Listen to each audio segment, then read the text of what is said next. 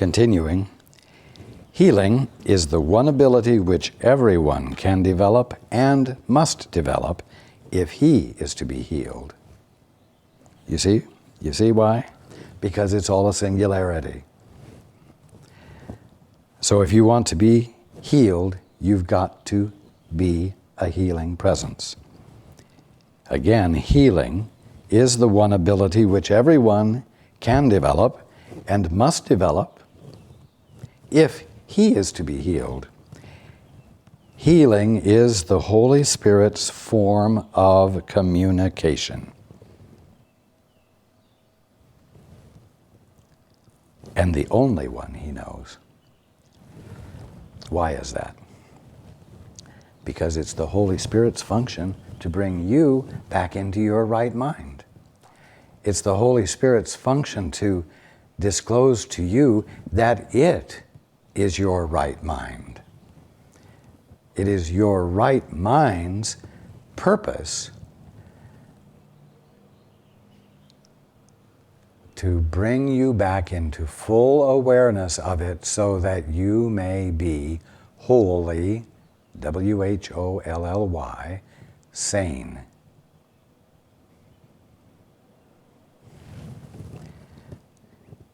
He, continuing, the Holy Spirit, recognizes no other form of communication because he does not accept the ego's confusion of mind and body. Minds can communicate, but they cannot hurt. The body, in the service of the ego, can hurt other bodies, but this cannot occur unless the body has already been confused with the mind. What does that mean, the body confused with the mind? That's simple. When you think that your mind is a result of circuitry and synapses in a piece of flesh inside your skull called a brain, you think that your body is your mind. And you think that your mind is the seat of intelligence for your body, telling it what to do, keeping it running. You see, body and mind are synonymous. They're inseparable, according to the current definitions of human beings. You see? Mind and body are seen as the same thing.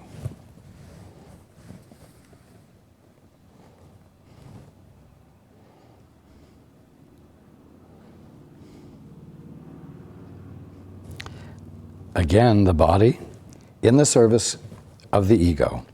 In other words, in the service of the ideas and concepts which you believe identify you to you.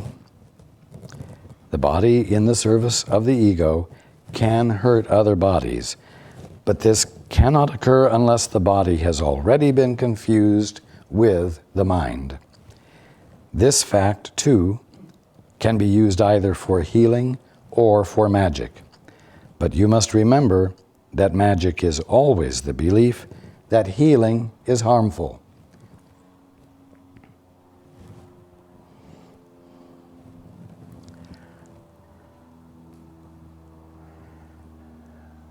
Oh my God.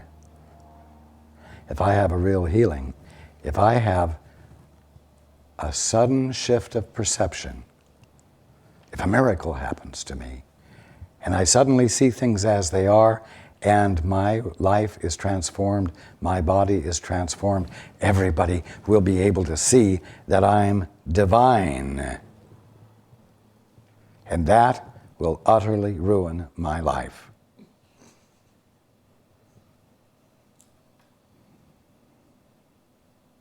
I won't fit in anymore. I'll stand out like a sore thumb. I'll be the object of fascinated in attention that I won't ever be able to get away from. I'll be the center of attention because obviously in everyone else's eyes I will be very special.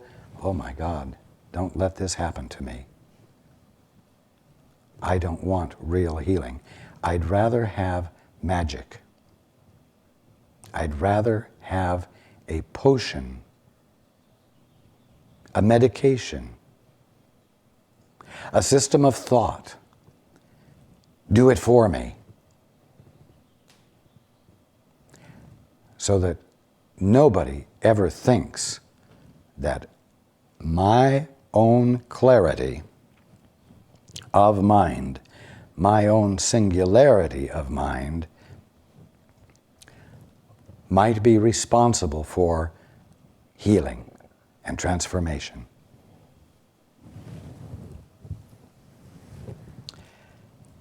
Continuing, this is its totally insane premise, and so it proceeds accordingly. Healing only strengthens. Why? Because healing is a shift of perception that brings you back into singularity, the absence of conflict. Singularity without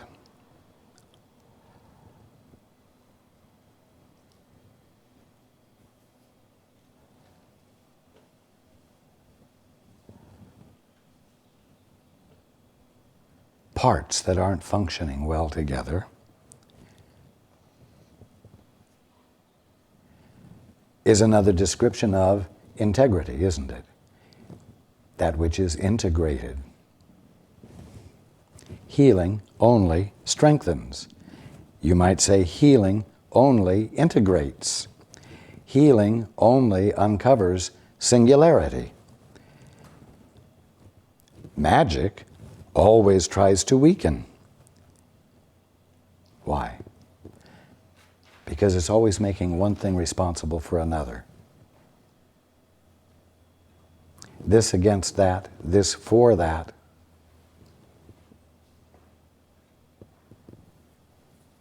And it's always things doing things to things without one's mind having to change. Continuing, healing perceives nothing in the healer that everyone else does not share with him. Magic always sees something special in the healer, which he believes he can offer as a gift to someone who does not have it. He may believe that the gift comes from God to him, but it is quite evident that he does not understand God if he thinks he has something that others lack. So when you think you have a gift of healing that someone else doesn't have, you are energizing a mind that is believing the impossible, that two opposing things can exist simultaneously, that there is not a singularity which holds everyone and everything unalterably in equality.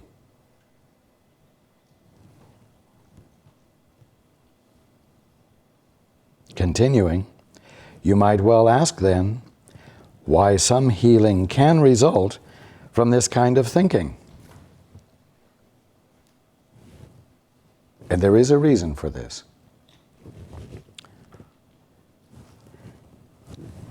However misguided the magical healer may be, he is also trying to help. He is conflicted and unstable, but at times he is offering something to the sonship.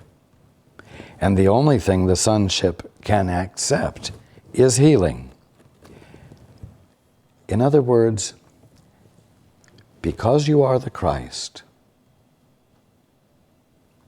and because the desire to be good, and the desire to have affection for your brother, and the desire to care for your brother is inseparable from the Christ that you are, then, if even in your confusion about who you are, you have moments of truly caring for your brother,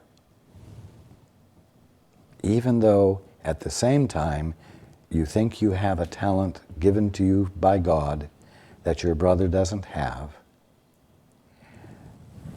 that which is genuine in your desire becomes embodied. In other words, you do manage to create with God that which is eternal, even in the midst of your dreaming. Again, however misguided the magical healer may be, he is also trying to help.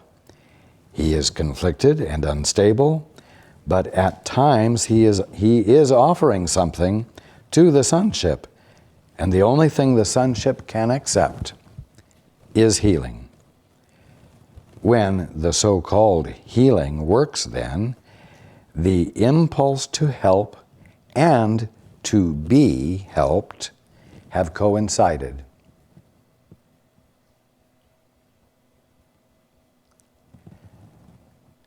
In other words, the extension of love has been made, and the willingness of the magical healer to be blessed by the influx of love passing through him blesses him as well. Because you might say in a moment of weakness, he didn't see himself as the source of the healing. And he was willing to be the recipient of the healing, just as the one needing healing was willing to stand in receipt of the healing. And so that willingness constituted a singularity.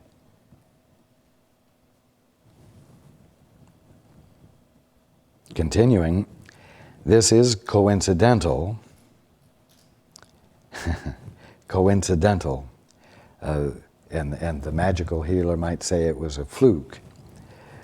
This is coincidental because the healer may not be experiencing himself as truly helpful at the time, but the belief that he is in the mind of another helps him. Here we have the singularity again. The healer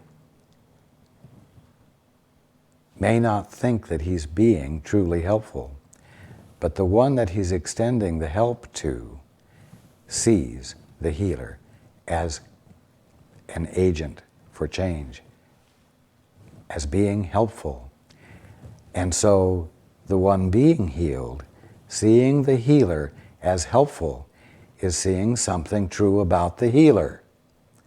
And that gift is made, making it possible for the healer to be blessed. Why? Because it's all a singularity. It's not this being done to that.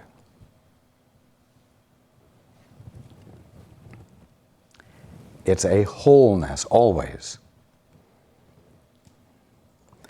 It's important to get this point because you're all, I'm going to say, bound in this singularity of being. You're all held in this singularity of being. And what you think and what you believe is communicated. So what are you going to be teaching? You'd better be teaching what you want to be learning. You better be giving what you want to stand in receipt of, because you shall surely receive it. Because whether you are ignoring the way things are truly or not, it's still a singularity. It's still the ultimate.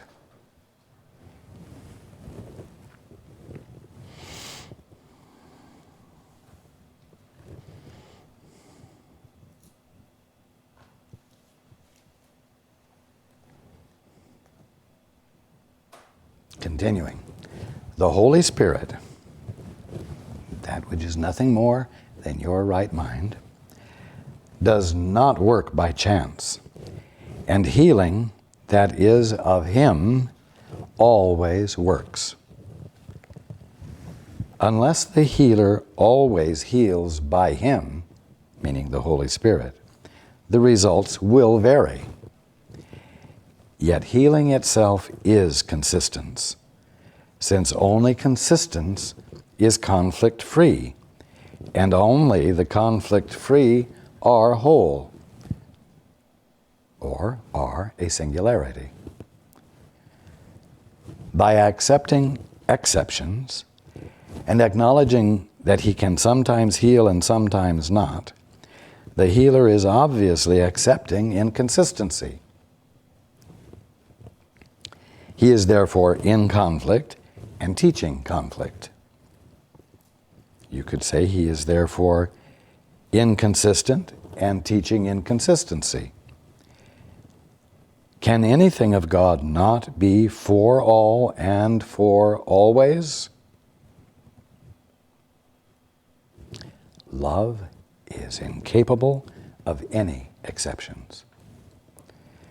Only if there is fear does the idea of exceptions seem to be meaningful. Exceptions are fearful because they are made by fear. The fearful healer is a contradiction in terms, and is therefore a concept which only a conflicted mind could possibly perceive as meaningful or valuable.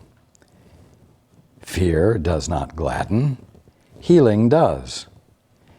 Fear always makes exceptions. Healing never does. Why? Because healing is the idea and fact of singularity being extended for the purpose of conscious reception and conscious awareness of it.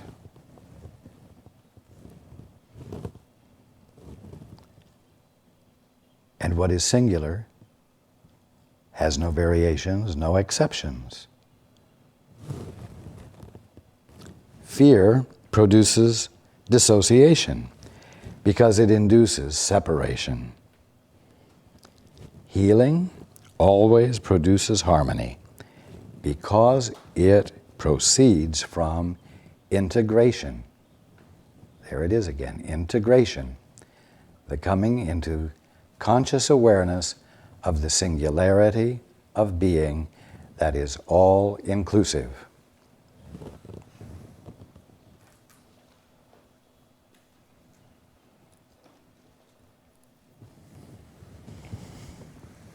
With all of this talk about healing, is there any possible way that you could think that the Course is not about healing? Is there any way you could think that the experience of healing, physical, mental,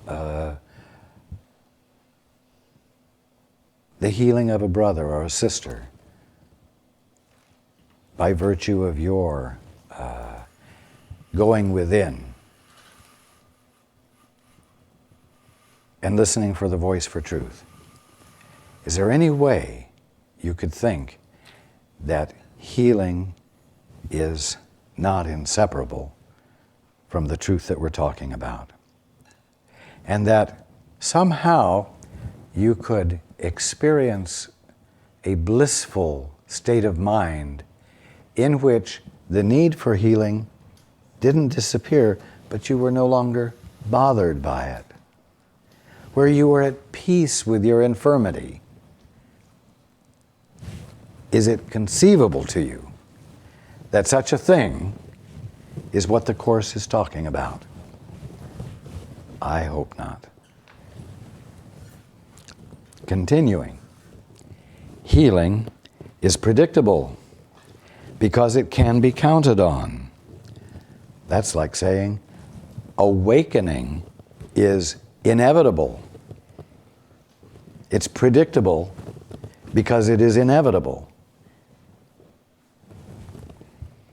Everything that is of God can be counted on because everything of God is wholly real. Healing can be counted on because it is inspired by His voice and is in accord with His laws. In other words, perfection is your birthright when? at every moment that you are conscious. I'm not even going to say now as opposed to the future. It doesn't have anything to do with time, it has to do with mind. And every moment that you are experiencing being, which is an experience of being conscious, is the time for healing. Because wholeness is what the conscious experience of being is about. It is what it is an experience of. So it is inevitable that you will come into that experience, because it's the only one going on. But it's one that you don't see and will not see as long as you are entertaining conflicted thinking. There is illness, there is disease, there are medical solutions to it, which are called magic. You don't have to be ill. All you have to have is antibiotics. You don't have to be ill. Just don't get around somebody with a contagious disease. Let me ask you this. What more inspiring thing could happen than for someone to dare to be in the presence of another with a contagious disease, who not only has no fear of the disease or of catching it, because he's coming from a place beyond the liability to be ill, whose peace and equanimity, balance, and love are so different from what this person with the contagious condition has been confronted by, because all he's been confronted with is fear of him. What more inspiring thing could happen than for this person, this fearless person of singular awareness, would present by being in the presence of the one with the contagious disease? What singular thing might have a more profound effect for that one's healing than this kind of experience? Because if this person, who everyone believes is subject to the communicable disease, whatever horrible one it is, if this person is not afraid, if this person is teaching in vulnerability by being the presence of the absence of fear, what do you think the effect of that might be? That the person who has the communicable disease doesn't need to be afraid either. And if he doesn't have to be afraid, then in the absence of that fear, he can experience spontaneous remission or spontaneous healing. What needs to be taught is that one can get beyond the liability to be ill, beyond the conflict of threat of disease and successful battling of it and overcoming of it.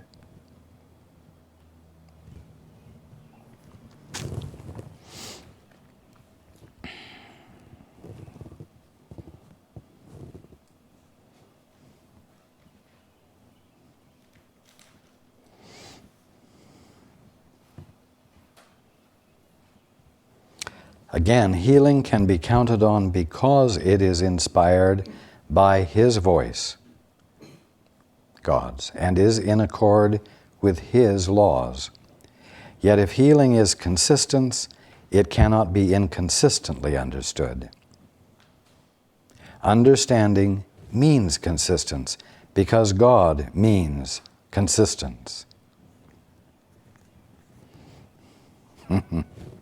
That means that there are no lumps in God, the consistency is smooth. Understanding means consistence because God means consistence. Since that is His meaning, it is also yours. Why? Because it's all a singularity. Whether we're talking about God and you, or you and your fellow man, it's all one singularity. So whatever is God's is yours, and whatever is yours is your brother's, and whatever is your brother's is yours. That's why your choice to let in truth as your conscious experience, not as a fantastic thought, but as your conscious experience, blesses your brothers, because it's all a singularity. And that's why your conflicted thinking tends to support your brother's conflicted thinking.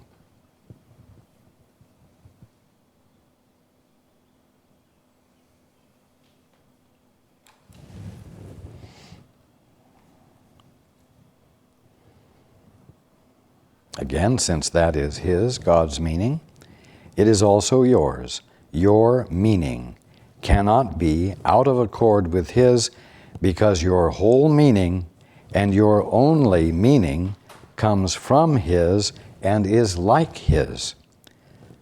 God cannot be out of accord with Himself. I said, He's not lumpy. He's smooth. God cannot be out of accord with Himself, and you cannot be out of accord with Him. You cannot separate yourself from your Creator, who created you by what? Sharing His being with you. And I'm going to say, as you. The unhealed healer, the worker of magic, wants gratitude from his brothers, but he is not grateful to them. You see, when you think you have something that your brother doesn't have, and you give it to your brother, you think you have lost something, and therefore you have no reason to be grateful to the brother you gave it to. Are you frowning? No. Continuing, this is because he thinks he is giving something to them and is not receiving something equally desirable in return. In other words, the unhealed healer is not inspired by the conscious experience of singularity, which is an experience of wholeness and equality. Continuing, the unhealed healer's teaching is limited because he is learning so little. You see? If you think you're giving something to somebody that doesn't have, and if you think you are losing something in the process, and if you think the process is not a wholeness occurring,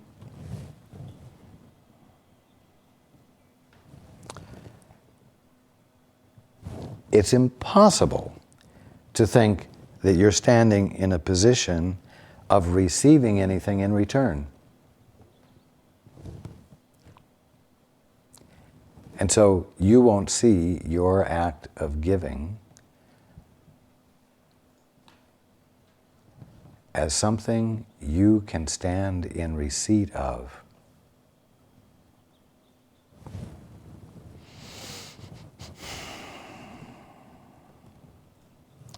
The unhealed teacher's teaching is limited because he is learning so little. His healing lesson is limited by his own ingratitude.